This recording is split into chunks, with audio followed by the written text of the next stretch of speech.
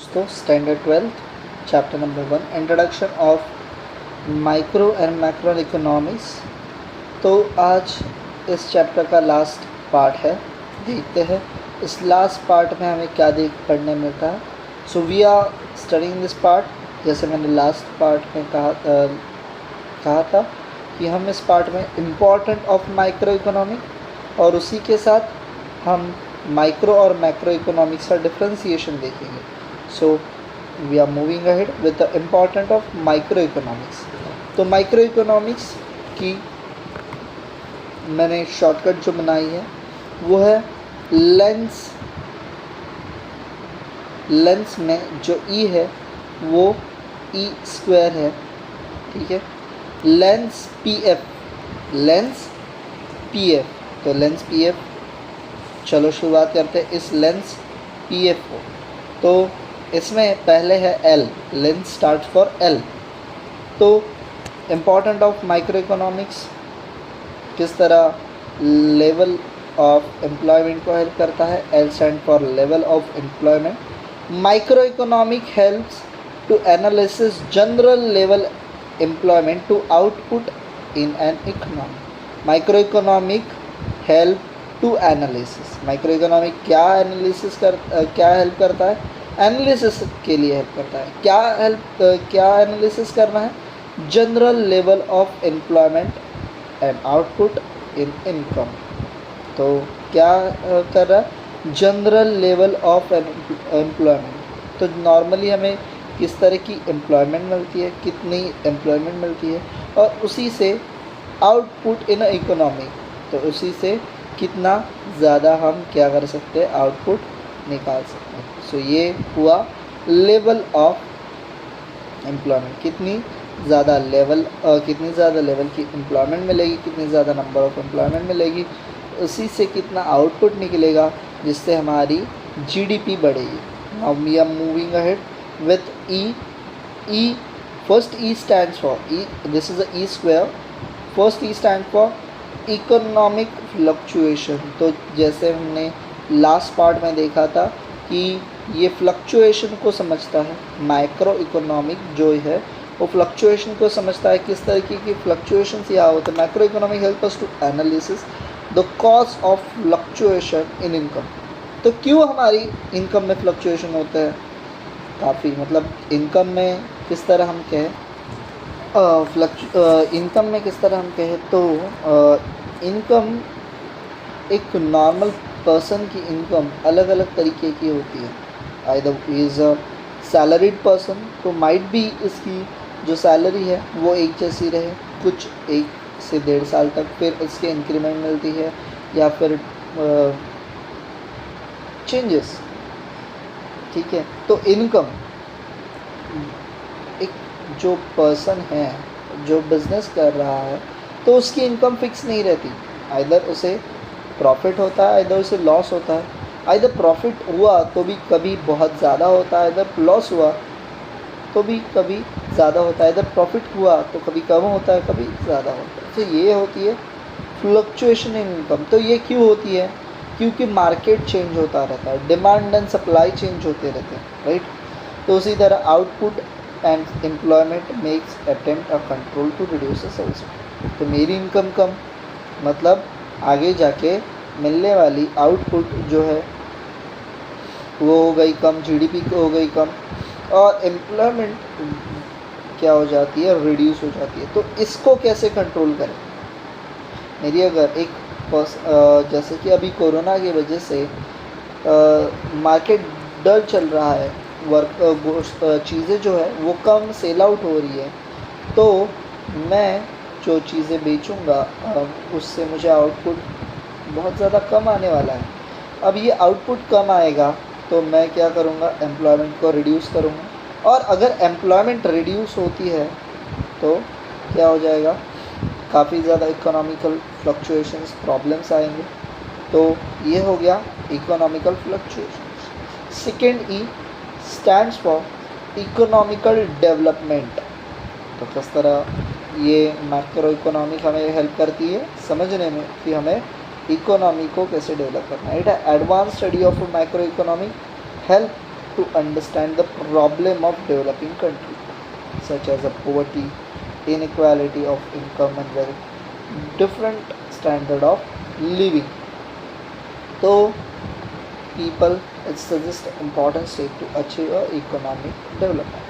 तो एक developing country को हमेशा डेवलप बनना रहता है और डेवलप होने से पहले उसको बहुत ज़्यादा प्रॉब्लम्स का जो है सामना करना पड़ता है, जैसे कि वहाँ पॉवर्टी है, वहाँ इनइक्वालिटी ऑफ वेल्थ है कि 80% पीपल के पास 20% अमाउंट है, तो 20% पीपल के पास 80% अमाउंट है ना। स्टैंडर्ड ऑफ लिविंग, कुछ लोग बड़े बड़े टावर्स में रहते हैं, कुछ लोग अपने स्वीट्स में रहते हैं, कुछ लोग अपने विलाज में रहते हैं, कुछ लोग अपने बंगलोज में रहते हैं, कुछ लोग बेचारे झोपड़ी में रहते हैं, बराबर, कुछ लोग चौल में रहते हैं। तो ये सारी चीज़ें ये डिफरेंट है, स्टैंडर्ड ऑफ लिविंग डिफरेंट है।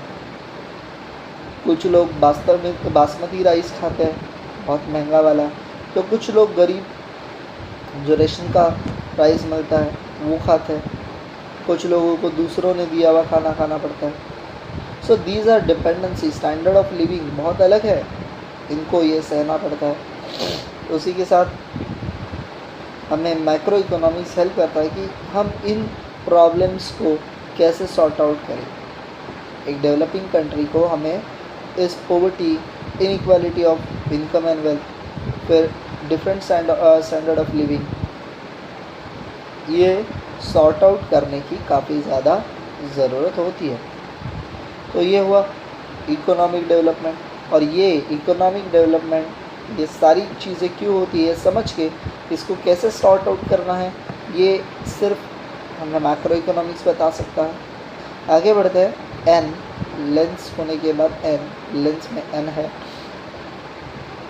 N stands for a national income, तो हमारी नेशन की income.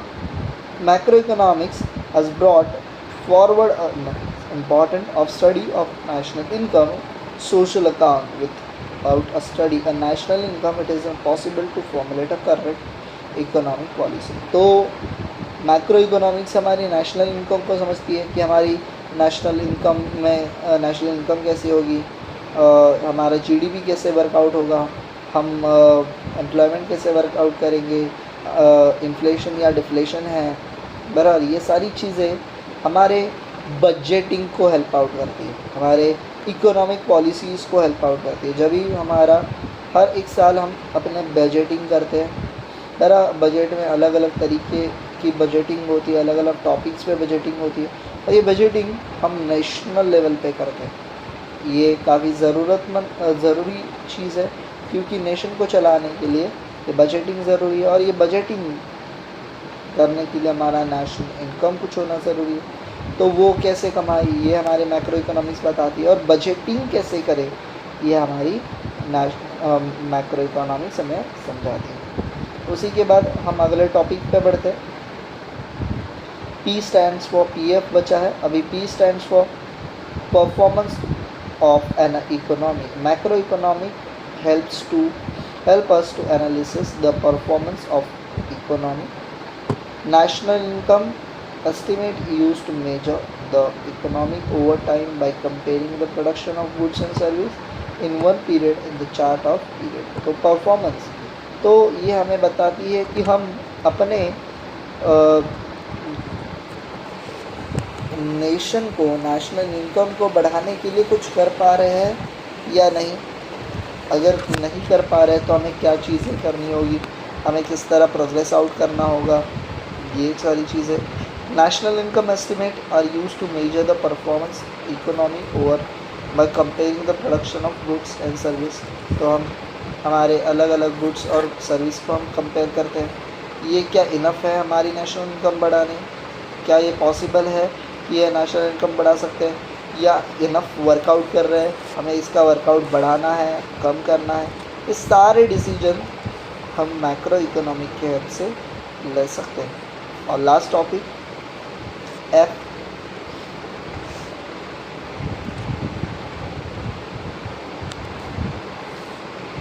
So last topic F पे हम बढ़ते हैं। Function of economy.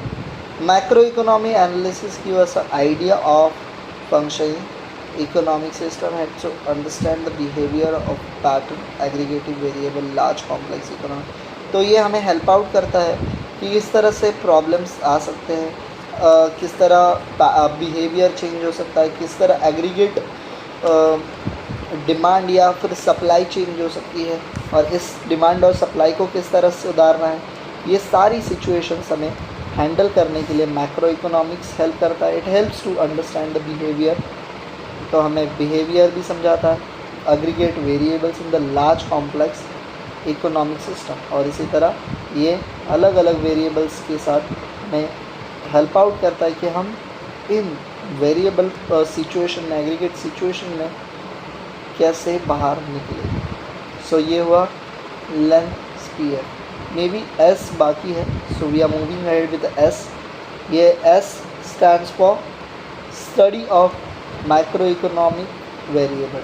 The understand working of macroeconomic is variable important part sources is problem related to economic variable as a behavior. कौन से part पे मैक्रो इकोनॉमी मोस्टली ध्यान देती है. It's total income. अलग अलग वेरिएबल वर्क पे ध्यान देती है. तो इसमें है टोटल इनकम, पूरे नेशन का इनकम कितना है, टोटल आउटपुट, पूरे नेशन का आउटपुट कितना है, एम्प्लॉयमेंट कितनी है नेशन में, जनरल प्राइस क्या होनी चाहिए, प्राइस लेवल क्या होना चाहिए, हमारी इकोनॉमी किस तरह बढ़नी चाहिए. ये सारी वेरिएबिलिटी, ये सारी सिचुएशंस सिर्फ स्टडी करता है. ये है मैक्रो इकोनॉमिक्स. सो हमने इम्पॉर्टेंस ऑफ मैक्रो इकोनॉमिक्स देखे, ये हुए. इसके बाद हम थोड़ा सा डिफ्रेंसीशन देखते हैं माइक्रो और मैक्रो इकोनॉमिक्स. सो पहले है माइक्रो इकोनॉमिक और मैक्रो इकोनॉमिक का meaning. Macro economic study the behaviour of individual unit of economy. तो उसी तरह macro economic is behaviour study the behaviour of aggregate economy of whole economy. तो micro economic individual के बारे में समझती है, एक छोटे छोटे यूनिट के बारे में. वही मैक्रो इकोनॉमी एक वोल इकोनॉमी के बारे में समझती है. माइक्रो इकोनॉमी और मैक्रो इकोनॉमी में आगे बढ़ते वक्त हम टूल्स देखते हैं. तो माइक्रो इकोनॉमी इंडिविजुअल डिमांड देखती है, इंडिविजुअल सप्लाई देखती है. तो वही मैक्रो इकोनॉमी एग्रीगेट डिमांड और एग्रीगेट सप्लाई देखती है. आज स्कोप में हमें पता है कि हम डिमांड और सप्लाई देखते हैं. प्रोडक्शन देखते हैं माइक्रो इकोनॉमिक्स में. Production of pricing, factor price, production consumption कितना होता है ये देखते हैं.